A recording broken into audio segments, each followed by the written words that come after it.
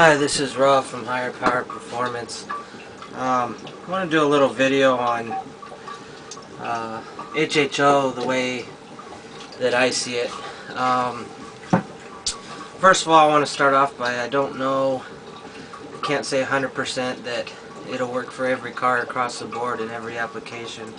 But there is benefits, and I am seeing those benefits on 3 separate test vehicles.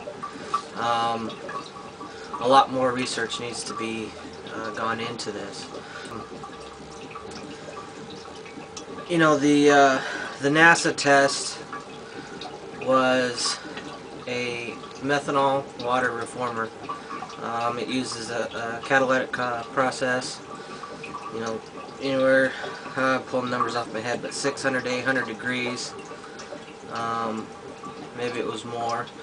But it pulls the hydrogen from the water methanol mix. It then has to go through a cooler, another heat exchanger, to be pumped into the engine with a cooler charge. They cool it down to, I want to say, 180 to 200 degrees. It did show and prove that you could lean burn gasoline with hydrogen. But the main difference between that test and in the cell is the cell does not put 180 degree byproducts into the engine. High intake air temperatures increase parts of nitrogen, your NOx. And NASA actually had a problem with NOx being higher in some instances. Going lean without hydrogen or water vapor will increase your NOx, but done correctly it will not, and actually decrease it as well as CO, particulates, and everything else, the other 5 gases they measured. Next day or two you'll see a video emissions test on my Suburban and the actual numbers on paper from a California approved test center. That's how they do their emissions testing. So the cell,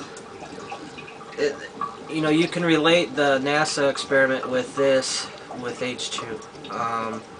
You know, I don't know that it's HHO or H2O2 or none of that until I see an actual spectral gas analysis. I don't know which it is. I base my theories and on my tests and my data, which is technically the scientific method. You know, garage tinkerers, and they'll bring that up too. You know, I'm a professional engine builder and tuner. I understand the principles far more than 99% of you. I understand what happens in an engine. So I wouldn't be exactly the garage tinkerer. But if you want to put me in that group, that's fine, because this world has changed because of them. We got Gates and Apple computers. You have, you know, Buick. That guy was a plumber. You know, Oldsmobile.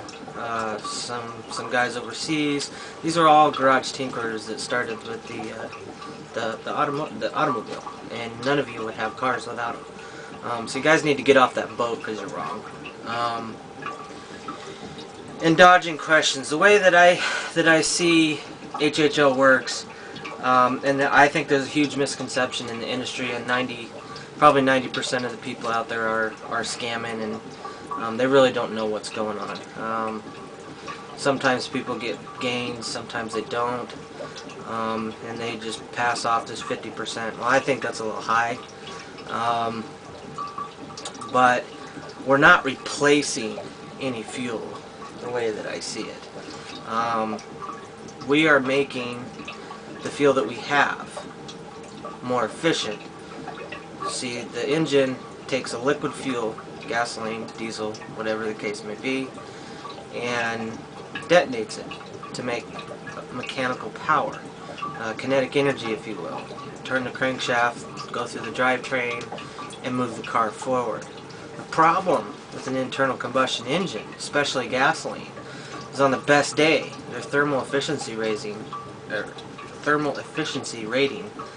is 18-20% on a good day. So that means 80% of that liquid fuel has been transferred as heat. It's basically an expensive heater. It's not taking that fuel and converting it into propelling the car forward. You have frictional losses. You have losses in the cooling system, losses out the exhaust. You know, and from the experiments for the last 120 years, 150 years, you know, kind of the norm was 14.7 to 1 air-fuel ratio. Well, that basically means, it does mean 14.7 pounds of atmosphere to 1 pound of fuel would be considered, for gasoline, the, you know, the cleanest, most efficient burn air-fuel ratio. Well, the hydrogen and water vapor combined allow you to make that air-fuel ratio leaner. So you're not using the hydrogen as a fuel. You're making what we have better. So we can go in, and dyno tests are coming from me within probably a week. I've got it all scheduled out. I'll have to do some film editing and all that stuff, but on the 93 Cummins, which surprised me, and I'll get into that later, the 90 Suburban, and a 97 S10 Blazer. But on the gasoline end of it, when I lean out that air-fuel ratio, I don't lose any power.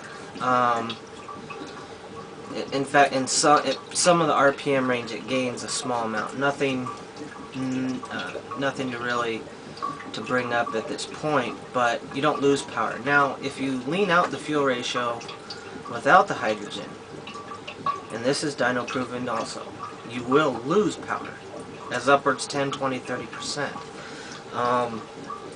So the hydrogen's allowing a leaner burn. So we're getting the same power with virtually identical EGTs and virtually identical power and torque figures. But now we're using, in the Suburban's instance, 16.2 pounds of atmosphere to 1 pound of fuel. If you do the math and you figure it out, you'll get your percentage gain. And it's nothing magical, folks. It's not replacing fuel. It's not going against the laws of physics. It's making the fuel that we have. We're turning more liquid fuel into kinetic energy. Period. That's it. Now this changes engine to engine. Now the Suburban responds quite well with 4 to 6 liters per minute. It's a 350 cubic inch Chevrolet, 200,000 miles on it. Now my 97 is a 4.3, 262 cubic inch V6. Now a 4.3 is a 350 with 2 cylinders cut off. So connecting rods, bore, stroke, everything's the same. It just has 2 less cylinders. But the main difference between that 97 and the 90 is the cylinder head design. The cylinder head is what they call fast burn. It increases. It has a higher air velocity coming into the intake, into the intake valve, and a higher what they call port swirl. So the air is twirling. It moves around the valve better and kind of corkscrews around, and it's turbulent. So it really mixes up the air-fuel charge. And its actual combustion chamber it's more of a, hot rodders will know it, it's more of a closed chamber. And it directs the flame and increases the flame velocity. Well, that's my 10 minutes, so we'll go to a part 2.